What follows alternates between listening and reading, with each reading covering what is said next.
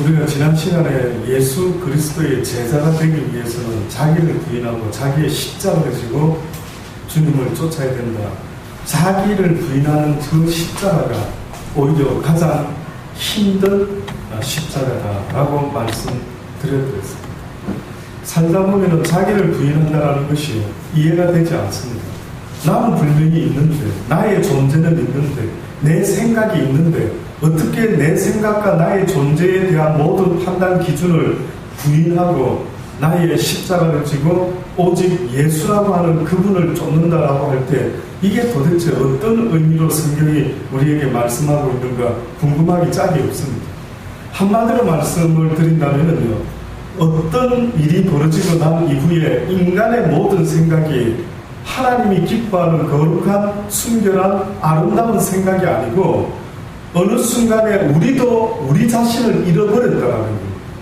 원래 우리 인간이라는 존재는 하나님의 형상을 닮은 선한 존재인데 어느 날 무슨 사건이 있었길래 인간이라는 존재가 하나님 앞에서 너의 전체를 부인해야만이 네가 살아갈 수가 있다. 뿐만 아니라 네가 영원한 생명을 얻을 수가 있다라고 하시면서 네 생각의 모든 것들을 부인해라라고 그렇게 해요. 그럼 내가 무슨 생각을 가져야 됩니까? 내가 다시 한번 너희들에게 새로운 생각을 부어줄 것이니 이제는 예수 그리스도를 믿는 자, 곧 그의 살을 먹고 그의 피를 마시는 그에게 내가 영원히 살아갈 수 있는 생명의 길을 그에게 허락하여 주리라고 그렇게 말씀을 하셨던 것입니다. 아담과 하와는 죄 없는 시절에 태어나서 하나님의 형상을 닮았던 그들에게는요, 오히려 하나님이 염려했던 것은 너희의 영원한 생명을 잃어버리지 않도록 선악을 알게 하는 나무를 따먹지 말아라 라고 이렇게 못하도록 금지법을 줬지요.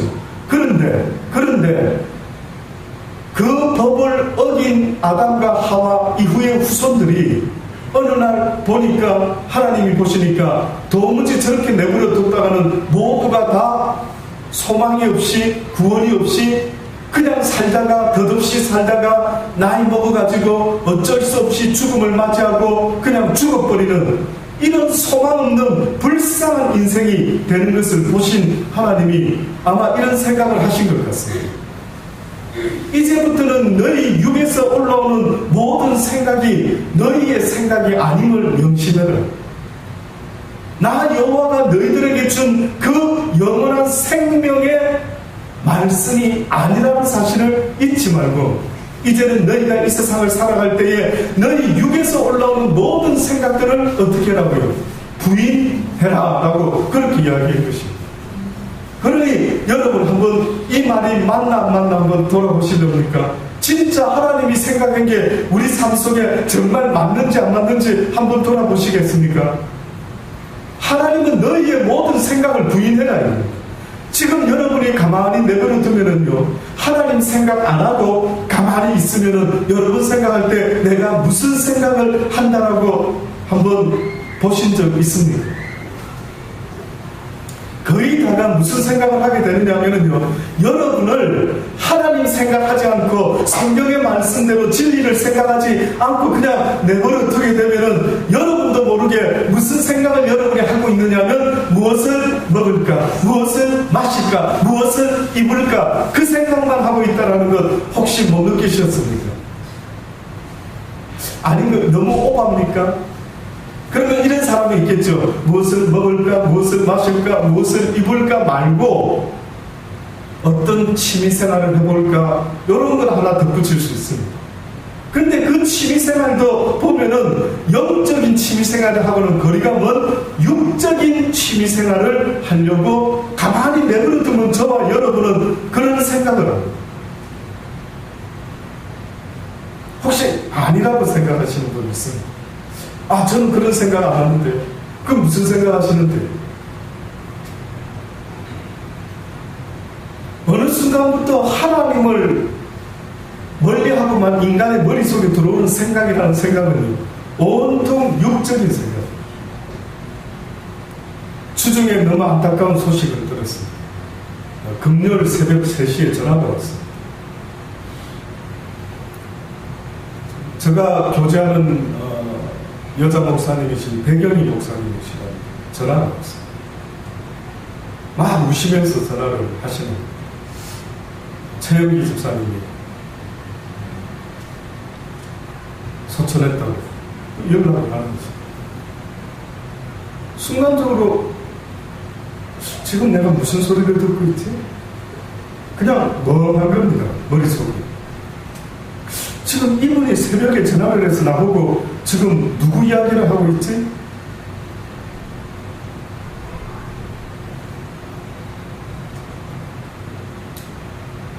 저는 믿고 싶은 것은 그분은 틀림없이 하나님이 품으셨으리라 그렇게 믿어 신청했습니다. 만약에 저보고 목사님 무슨 근거로 그분이 하나님의 품에 안겼으리라 믿어 심지 않는다고 그렇게 감히 말할 수가 있습니까? 라고 한다면 저는 이제까지 많은 사람들을 나름대로 봐왔고 그들에게 복음을 전해드렸습니다. 그런데 저는 6개월 전에 최영기 집사라는 사람을 만나가지고 하나님의 말씀을 전했는데 그가 매 시간 하나님의 말씀을 들을 때마다 다른 거는 하지 않는데 눈물로 회개의 기도를 하기 시작하더라고요. 하루 이틀 하고 그치겠지. 근데 여러분 아십니까? 저와 함께 그분이 10번의 예배를 드렸단다면 8, 9번을 눈물로 통곡을 하더라고요. 무슨 죄가 저렇게 많아서 그럴까? 무슨 생각이 나서 저럴까라고 했을 때 저는 아마 그분이 그 순간부터 자기의 부인을 하기 시작한 게 아닌가. 자기 부인. 그게 무슨 말인지 아십니까? 이제까지 내가 생각하고 판단하고 해왔던 모든 삶의 모습이 하나님의 진리의 말씀에 비추어 보니까 하나부터 10가지가 전부 다 죄투성이 됩니다. 내가 하나님을 모르고 살았을 때 제대로 하나님이 어떤 분인지를 듣지 못하고 살다가 어느 순간에 하나님이라는 분이 어떤 분이라는 걸 듣기 시작하니까 그분이 어떤 반응을 일으켰냐면은 가슴을 치면서 애통해하며 통곡하며 예배가 다 마쳤는데 기도도 다 마쳤는데 고개를 들지 못하고 이곳에 앉아서 꼭 이 자리에 앉아가지고 혼자만 울고 있는 겁니다. 나이 50이 다 된 한 남자가, 그것도 아주 강하게 생긴 한 남자가, 누가 봐도 강하게 보이는 한 남자가 무엇을 느끼고 생각했길래 한없이 눈물만 쏟아내고 있는 거예요. 아시죠 여러분도? 보셨죠? 예배가 다 마치면 저쪽 자리에 앉아가지고 일어나지를 않고 울고 있습니다. 성경은 우리에게 말씀하는데 회개하라, 천국이 가까웠다는 거예요.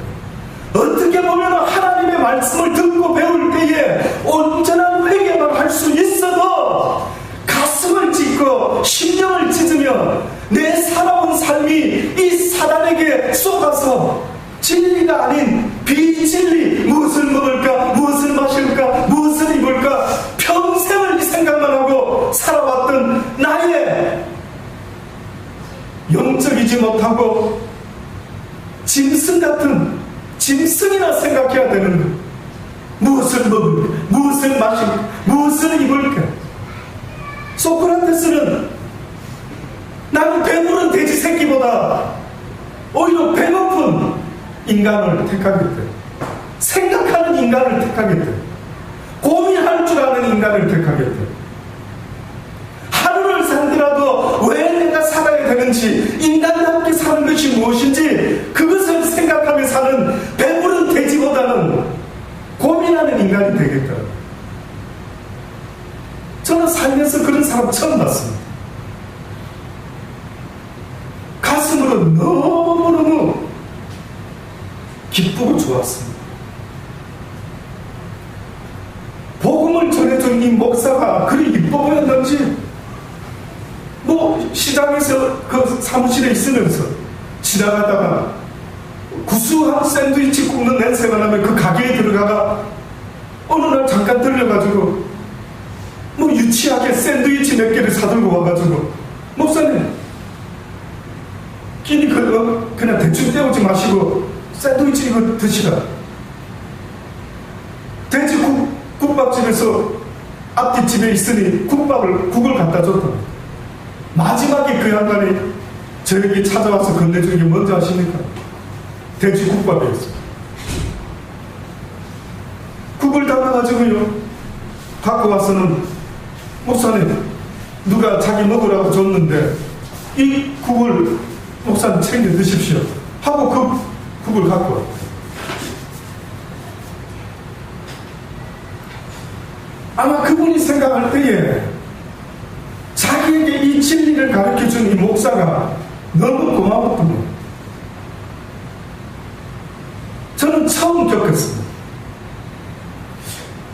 복음을 전해줬다고 어떻게 보면 자기에게는 하나님의 그 진리 때문에 늘 괴로워하고 애통해하며 몸부림을 치고 있는데도 불구하고 그가 그 시간이 끝나면은 무엇이겠는데 이 조그마한 물된 동산교회 목사가 무엇인데 날마다 집에서도 들어보니까 뭐가 생기면 목사님 갖다 줘야 된다.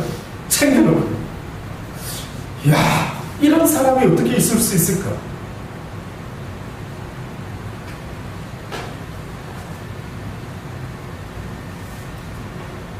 다른 건 모르겠습니다. 어떤 하나님이 왜 품으셨는지 나름대로 생각을 하지만 하나님의 어떤 뜻이 있었으리라 분명히 믿습니다. 만약에 하나님이 품고자 원했다면 그의 무엇을 보고 품었을까? 그의 어떤 열매를 보고 그는 이제는 내가 품어도 되겠다라고 만약에 하나님이 판단을 하셨다면 그의 무엇을 봤을까? 그가 한 게 무엇이 있을까? 뭐가 그렇게 대단하게 달라졌을까? 제가 볼 때는 다른 건 모르겠어요.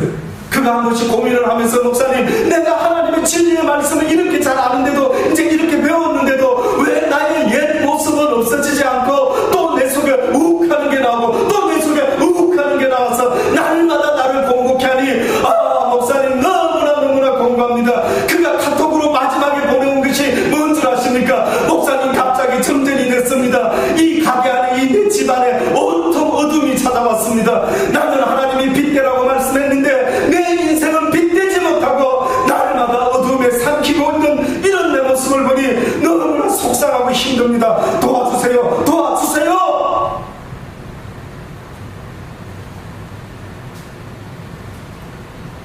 와, 어둠 속에 있으면서 불이 나간 그 시간에 그 어둠 속에 한 시간을 있으면서 그가 생각했던 것은 어둠이 나를 날마다 삼키러 오는 것을 보나이다.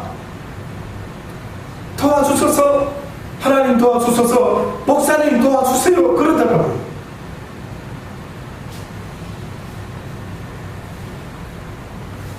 그가 한 게 뭐가 있을까? 저는 볼 때 그가 한 건 별로 없는 것 같습니다.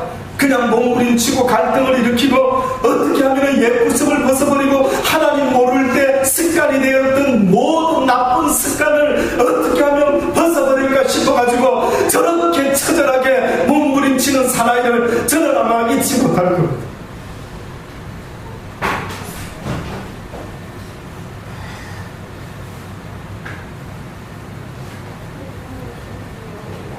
어떻게 보면 사단이는요 날마다 우리에게 눈에 보여지는 대단한 주의 일을 해라 하지만 하나님은 오히려 성결해라 오히려 지혜로워라 라고 말씀하고 있는 것 같습니다. 많은 사람들이 주의 일을 할 때에 외적으로 보여지는 능력을 가지고 복음을 전하겠다라고 눈에 보여지는 축복을 가지고 하나님을 증거하겠다라고 간증하겠다고 하지만은 뜻밖에도 오늘 본문의 말씀에 보니까 무슨 이야기를 하시는 줄 아십니까? 보라 내가 너희를 보내니 양을 이리 가운데 보낸 것 같다. 주의 제자들을 향한 말씀 맞습니다. 그러나 이것은 예수님을 따랐던 12제자에게만 하는 이야기가 아니라 그 시대에 하나님의 말씀대로 살아보려고 애를 쓰는 모든 하나님의 백성들의 모습이 하나님이 보셨을 때 어떤 모습과 같으냐 하면 양을 갖다가 어디에 보내는 것과 같아요. 이리 속에다가 보내는 것과. 그건 무슨 뜻입니까? 잡아먹히는 언제 죽을 줄 모르는 그런 소굴에다가 보내는 것과 똑같아요. 우리가 크리스찬이 되는 순간, 하나님의 제자가 되는 순간, 기독교인이 되는 순간 아버지는 걱정이 생깁니다. 무슨 걱정이 생기는 줄 아십니까? 이제는 너희가 이리떼 속에 있는 양과 같은 처지가 되었고, 그래서 예수를 제대로 믿고 하나님의 말씀대로 살아보려고 하니까 온통 세상에는 악이 충만한 것입니다. 그전에는 나는 못 느꼈지만 어느 순간 내가 하나님의 말씀대로 이제는 살아보려고 했을 때 온 세상은 보니까 어둠, 이리투성입니다. 양육감시, 내가 먼저 죽이지 않으면 내가 죽는다, 뭐 이런 험악한 정글의 법칙과 같은 이런 법칙이 오늘 이 시대에 우리의 삶 속에 있음을 보게 되는 겁니다. 이때 주님께서 우리에게 뜻밖에도 당부하신 말씀이 있습니다. 물론 첫 번째는 너를 부인하고 너의 십자가를 지고 날마다 나를 쫓으라 하신 그 주님, 어떻게 보면 두 번째로 또다시 다른 각도에서 우리에게 말씀했는데, 여러분은 그것만 많이 기억하고 계셨겠지만, 그러나 오늘 이 본문의 말씀에 뭘 말씀하는 줄 아십니까? 너희는 뱀같이 지혜롭고 무엇같이 순결하라고요? 비둘기와 같이 순결. 뱀같이 지혜로워라. 왜 하필이면 지혜 이야기를 하면서 뱀을 이야기했는 줄 아십니까? 인류 태초에 하나님의 말씀을 받은 인간이, 아담과 하와가 하나님의 말씀을 어기고 다른 뜻을 쫓을 수 있도록 만들어냈던 놀라운 뱀을 하나님은 뭐라고 표현했느냐 하면 뱀같은 지혜를 가져. 뱀이 아담과 하와를 넘어뜨렸다 한다면 이제는 나의 사랑하는 자들아, 나의 백성들아, 이제는 너희가 이 세상에서 살아갈 때에 이제는 뱀과 같은 지혜를 가지고 악한 곳에 처하여 살아가는 그들을 세워주라는 것입니다. 미혹을 당해서 사단에게 쏟고 있는 그들에게 이제는 너희의 지혜를 동원해서 너희가 그들을 그곳에서 빼내라. 이제는 예수 그리스도를 선택할 수 있도록 너희가 그들에게 가서 날마다 예수 그리스도만이 우리의 구원자가 되시고 예수 그리스도만이 언제 죽을 줄 모르는 우리의 인생 가운데 영원한 구원자가 되신다는 사실, 그래서 무엇을 먹을까 마실까 염려하는 것이 아니라 어떻게 하면 예수 그리스도를 믿을까, 어찌하면 예수 그리스도의 말씀을 듣고 순종함으로 그 말씀대로 이 속에서 살아가는 양과 같은 모습이라 할지라도 그 가운데 하나님의 음성을 듣고 목자장 되시는 예수 그리스도의 음성을 듣고 살아갈 수 있는 복된 인생이 될 수가 있을까? 이제는 그것을 전해줘. 이제는 뱀과 같은 지혜를 가지고 예수 그리스도만이 구원자라는 것을 이제는 믿도록 그들에게 증거해라. 사단은, 뱀은 믿지 못하도록 아담과 하와를 넘어뜨렸지만, 그러나 하나님은 우리에게 뱀같은 지혜로 이제는 사람들에게 예수 그리스도를 믿을 수 있도록 그들에게 지혜롭게 꼬셔.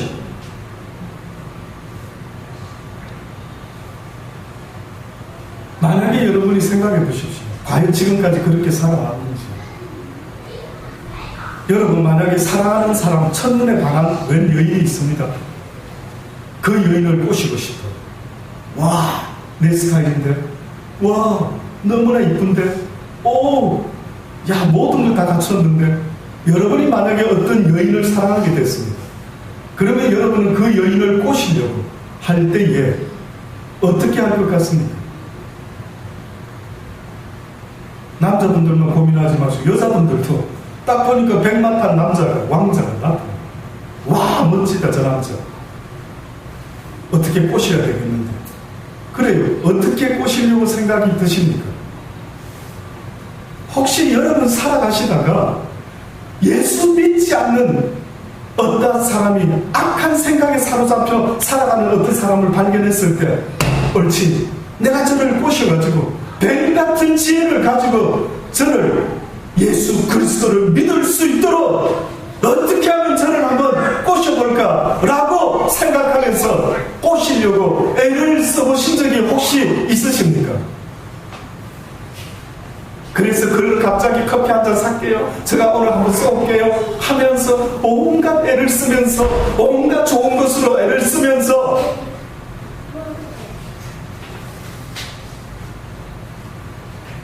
너희가 뱀같이 지혜롭기를 원한다.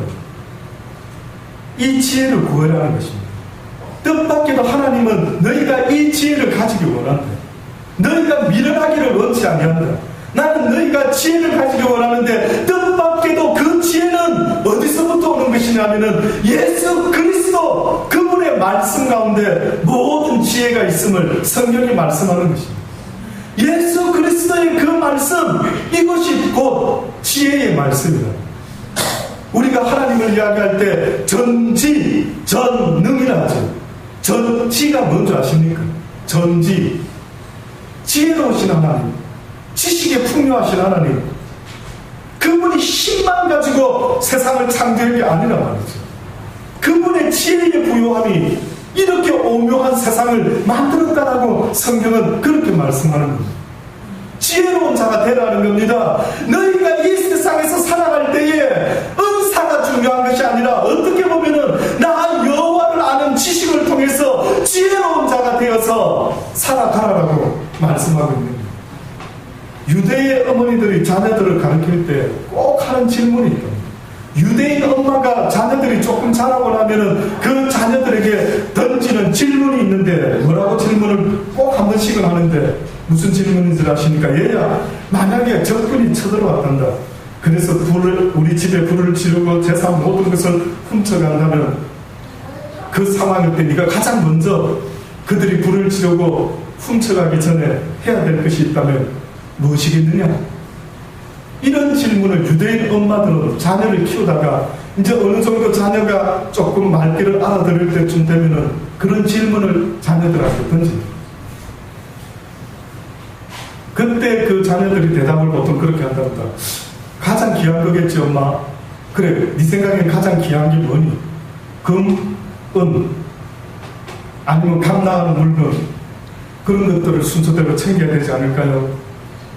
그때 그 어머니는 그 유대인 아이가 이제 좀 생각을 가질 수 있는 그 나이쯤 될 때에 다시 한번 이런 이야기를 합니다.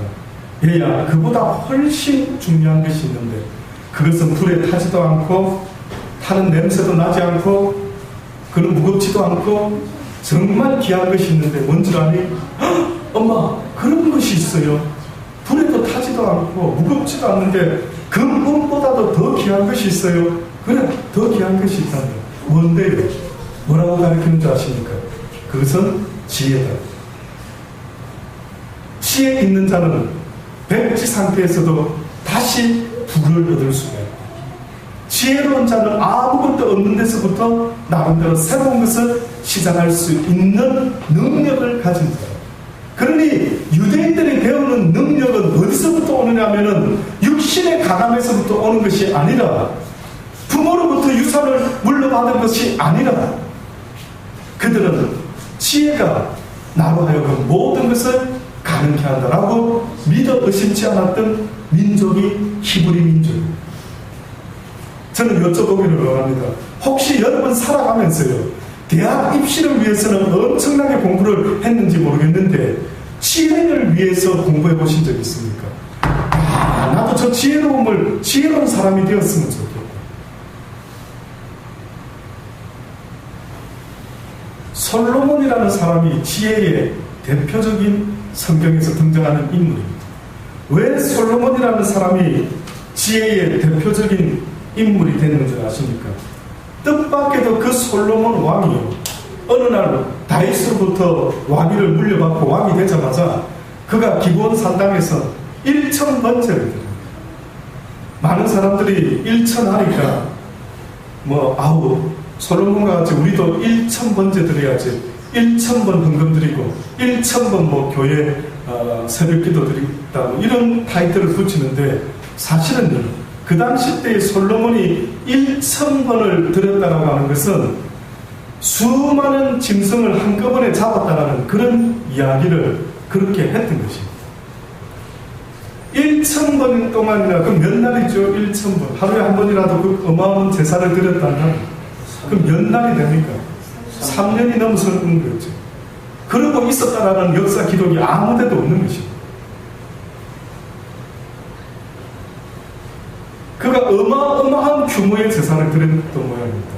어떤 왕도 하지 못했던, 하나님 앞에 이렇게 풍성한 제사를 드렸던 적이 없었는데 아마 그는 그런 제사를 드렸던 거예요. 그의 제사를 보시고 그의 마음을 보시고 하나님이 꿈속에서 솔로몬에게 나타나시는 것 아닙니까? 하나님이 솔로몬에게 말합니다. 솔로몬아, 내가 네 마음을 보았느니라. 내가 너를 위하여 무엇을 해주기를 원하느냐? 이렇게 물어보십니다. 그때에 뜻밖에도 솔로몬이 뭐라고 말하느냐? 나의 하나님 여호와여, 주께서 종의 아비 다윗을 대신하여 왕이 되게 하시지 않았습니까? 그런데 어찌면 좋습니까? 종은 너무나 작은 아이라서 출입할 줄을 알지 못하고 주의 빼신 백성 가운데 있나이다. 저희는 큰 백성이라 수요가 많아서 셀 수도 없고 기록할 수도 없는 저 수많은 백성을 내가 어떻게 다스리고 재판하고 리더할 수가 있겠습니까? 라고 하면서 뜻밖에도 솔로몬이 구했던 것은 나에게 지혜로운 마음을 종에게 주소서, 주의 백성을 재판하여 선악을 분별하게 하옵소서 라고 솔로몬이 이야기합니다. 솔로몬이 칭찬받을 수밖에 없었던 것은요, 그가 지혜로운 마음을 구했던 것도 아주 기특한데 그가 말하기를 이 백성을 자기의 백성이라 하지 아니하고 누구의 백성이라 했어요? 주의 백성. 이 자식을 내 자식이라 말하지 아니하고 하나님의 자녀라. 그러니 애비된 자들이요, 당신들이 자녀를 키울 때에, 자녀를 놓기만 했지 키울 때에 한 번이라도 하나님 앞에 주여, 당신이 나에게 맡기신 이 자녀를 제대로 키우기 위해서는 나에게 당신의 지혜가 필요합니다. 당신의 지혜가 있어야만이 나에게 맡기신 이 자녀들을, 이 백성들을 내가 제대로 키울 수 있지 않겠습니까? 나의 뜻과 나의 의와 나의 판단으로 키우지 말게 하시고 하나님의 지혜로 키울 수 있도록 아버지여 나에게 지혜를 주시옵소서. 그 지혜를 사모하는 자, 날마다 주의 말씀을 읽고 듣고 그 가운데 지켜 행하고자 하는 여호와를 경외하는 것이 지혜의 근본이 된다.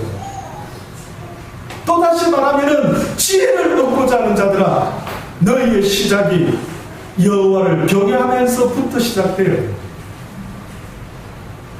여호와를 경외하는 마음 없이 여호와의 말씀을 듣는 자들아, 너희는 결단코 지혜를 얻을 수가 없으니 믿음으로 말미암아 믿음에 이른다라고 했죠. 구원을 얻기 위해서는 믿음으로 말미암아 믿음에 이른다라고 말했지만은 여호와의 지혜를 얻기를 원한다면은 여호와를 경외함으로 말미암아 여호와의 지식과 지혜를 얻을 수가 있다라고 그렇게 성경이 말씀하고 있는 겁니다.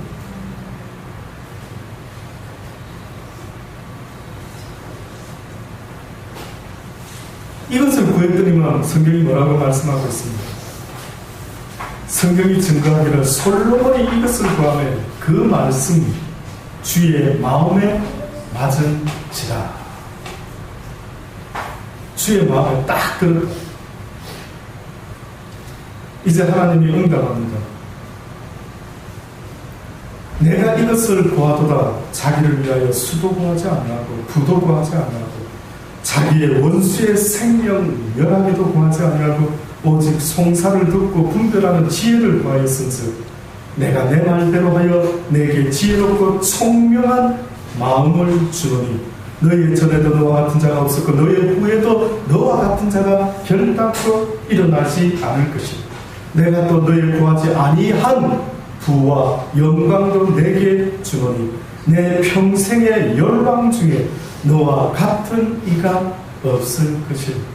내가 만일 내 아비 다윗의 행함과 같이 내 길로 나 여호와의 길로 너도 행하며 내 법도와 명령을 지키면 내가 또 내 날을 길게 하리라. 솔로몬이 깨어보니 꿈이더라. 이에 예루살렘에 이르러 여호와의 언약궤 앞에서 서서 번제와 수은제를 드리고 모든 신복들을 위하여 솔로몬 왕이 잔치를 베풀었다. 이것이 바로 솔로몬이 지혜였어요. 그런데 제가 한 가지 더 구약에 나오는 지혜를 성경은 뭐라고 예를 들고 있는가? 도대체 무엇을 지혜라고 말하는지 우리가 잘 아는 이야기입니다. 혹시 아비가일 들어보셨죠? 아비가일. 다윗이 어느 날 어려운 가운데 피난하고 있었을 때에 어떠한 자를 만나게 됩니다. 누구였죠? 이름이? 나발입니다. 나발이라는 자를 만났는데 그때 다윗이 머물면서 그 나발의 양들과 함께 있으면서 나름대로 나발의 양떼를 지켜줬던 거예요. 그래서 다윗이 소년을 보내서 우리가 배가 고프고 목마르니 네가 조금 먹을 음식을 주면 좋겠다 했죠.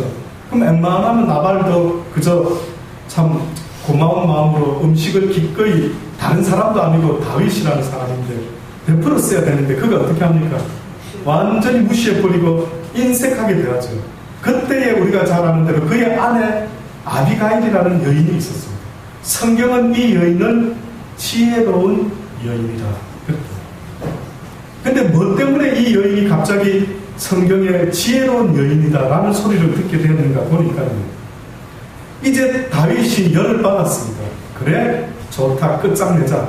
저놈을 용서하지 않으리라 해가지고 그냥 부하들을 데리고 이제 그 인간과 모든 가축들을 다 죽이려고 아마 나섰던 거예요.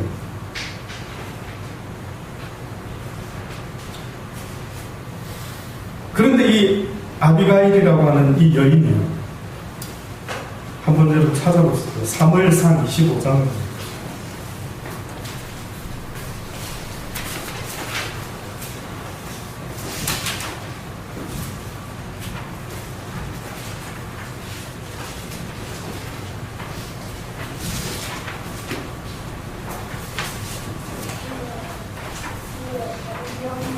사무엘상 25장.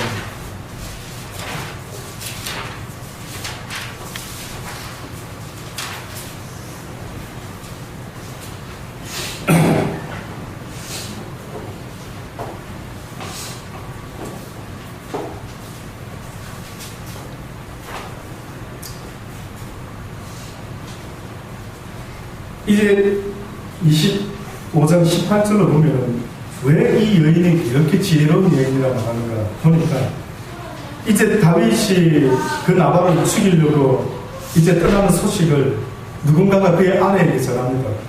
그랬더니만 성경에 보니 아비가일이 그의 아내가 급히 떡 200병이와 포도주 2가죽 부대와 잡아 준비한 양 5과 볶은 곡식 5과 귀한 금포도 백성이 모아가 뭉치 이벽을 취해서 나귀에 싣고 소년들에게 이르되 내 앞서가라 나는 너희 뒤에 가리라 하고 그 남편 나발에게는 고하지도 아니하고 이 여인이 다윗을 만나러 내려갑니다. 21절을 보니 다윗이 이미 말하기를 내가 이 자의 수요물을 광야에서 지켜 그 모든 것을 하나도 손실이 없게 한 것이 진실로 헛사가 되었으니 그가 악으로 나의 선을 갚는도다. 내가 그에게 속한 모든 것 중 한 남자라도 아침까지 남겨두면 하나님은 다윗에게 벌을 내리시고 또 내리시기를 원하노라 하였더라. 아비가일이 이러한 다윗의 마음을 깨달고요 쫓아가서 다윗 앞에 엎드립니다. 그가 다윗의 발에 엎드려서 뭐라고 말하는 줄 아십니까? 들어보십시오. 내 주여 내 주여 청컨대 이 제약을 나 곧 내게로 돌리시고 여종으로 주의 귀에 말하게 하시고 이 여종의 말을 들으소서. 원하옵나니 내 주는 이 불량한 사람 나발을 개의치 마옵소서. 그 이름이 그에게 적당하지 않습니까? 그 이름이 나발이라는 이름이 괜히 생긴 것 같습니까? 나발의 이름의 의미대로 그는 미련한 자니이다. 여종은 내 주에 보내신 소년들을 보지 못하였나이다. 내 주여 여호와께서 사시고 내 주도 살아계시거니와 내 주의 손으로 피를 흘려 친히 보수하시는 일을 여호와께서 막으셨으니 내 주의 원수들과 내 주를 헤아려 하는 자들을 나발과 같이 되기를 원하나이다. 여종이 내 주에게 가져온 이 예물들로 내 주를 쫓는 이 소년들에게 주게 하시고 주의 여종의 허물을 사하여 주옵소서. 여호와께서 반드시 내 주를 위하여 든든한 집을 세우시리니 이는 내 주께서 여호와의 싸움을 싸우시며 내 주의 일생에 내 주에게서 악한 일을 찾을 수가 없음입니다. 사람이 일어나서 내 주를 쫓아 내 주의 생명을 찾을지라도 내 주의 생명은 내 주의 하나님 여호와와 함께 생명 싸개 속에 쌓였을 것이요 내 주의 원수들의 생명은 물매로 던지듯 여호와께서 그것을 던지시리이다. 여호와께서 내 주에 대하여 하신 말씀대로 모든 선을 내 주에게 행하사 내 주를 이스라엘의 지도자로 세우신 때에 내 주께서 무죄한 피를 흘리셨다든지 내 주께서 친히 보수하셨다든지 함을 인하여 슬퍼하실 것도 없고 내 주의 마음에 걸리는 것도 없으시리니 다만 여호와께서 내 주를 후대하신 때에 원컨대 내 주의 여종을 생각하소서.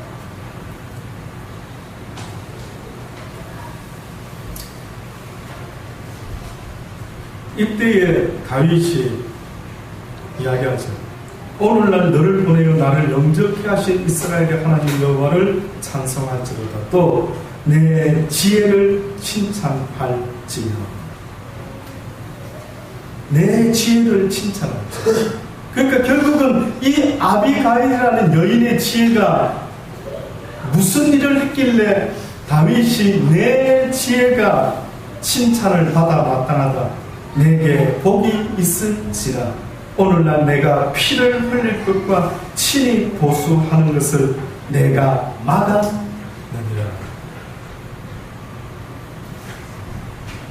과연 하나님이 우리를 보내실 때에 너희는 뱀같이 지혜로운 자가 되고 비둘기같이 순결한 자가 되어야 된다라고 하는 그 말씀의 의미가 무엇인지 가슴 깊이 생각해 보시기를 바라는 것입니다. 특별히 비둘기라고 말씀하셨죠. 비둘기. 우리가 알 때에 비둘기라고 하는 것은 상징이 뭡니까?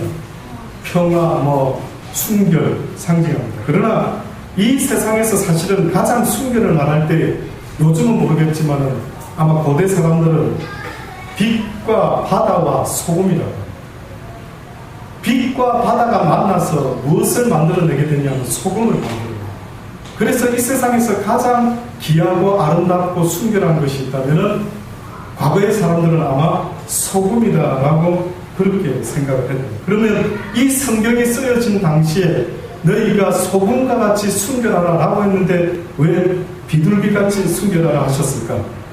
그 비둘기는 여러분, 비둘기는 두 종류가 있습니다. 대표적으로 산비둘기가 있고 집비둘기가. 근데 뜻밖에도 예수님이 너희가 비둘기같이 순결한 자들이 되어라고 했을 때 그 비둘기는 원어는 집비둘기를 말을 합니다. 집비둘기. 페리스테라라고 하는 원어의 의미가 산비둘기가 아니라 집비둘기를 말합니다. 근데 이 집비둘기 가운데 지금 멋대로 날아다니며 사는 그 비둘기를 말한 것이 아니라 집비둘기요.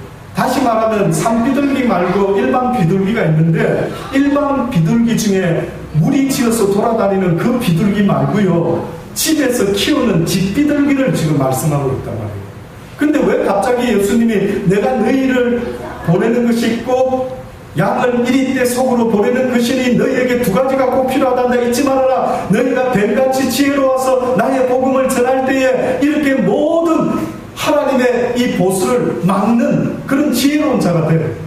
또다시 말하면 그건 뭔지 아십니까? 왜 뱀같이 지혜로를 했느냐면은 모세가 하나님의 진노까지 막았던 겁니다. 아십니까? 하나님이 진노가 일어나 저것들 내가 저 목이 곧은 백성들 다 끝장내리라. 하나님의 심판을 막은 자가 모세란 말이에요. 그런데 이 아비가일이라는 여인이 다윗의 진노를 막은 여인이란 말입니다. 무엇으로 그가 막았느냐면 지혜로 막았다고 성경이 말해요. 지혜로운 여인이다라고. 어찌 저런 지혜가 있을까라고 할 정도로. 그런데 그 지혜를 말씀하신 하나님이 하필이면은 한 가지 더 말한 것이 너희가 비둘기같이 순결하라. 집비둘기같이 순결하라. 또다시 말하면 뭔 줄 아십니까? 집비둘기라는 것은 전서부 당시에 왜 집비둘기를 키웠느냐 하면은 그 당시 때 사람은 우체국이 없다 보니까 비둘기 다리에다가 서신을 묶어서 보내야 되는 것입니다. 서신을 묶어서 보내는 일을 짓비들기로 했어요. 그런데 주인이 지금 누구 집에다가 뭘 보내야 될 서신이 있어서 어느 자기가 키우는 비둘기 중에 한 놈을 딱 해서 자 어디로 날아가라 하고 딱 보냈습니다. 그런데 보니까 날아가다가 웬 동네에서 무리지어 돌아다니는 그런 비둘기, 자기와 똑같은 비둘기를 만나가지고 와, 이 친구들 만났다 하고 그냥 그게 휩쓸려지면은 안 된다. 그래서 집비둘기의 특징은 그런 것도 무시하고 어떻게 하느냐면은 주인이 보내는 곳까지 이 편지를 달고 무사히 도착을 해야 합니다. 그래서 그 당시 때 사람들은 비둘기같이 순결해라 하는 그 말을 원어를 들었던 그들은 집 비둘기인 전서부와 같이 충성된 비둘기가 되어 이 뜻입니다.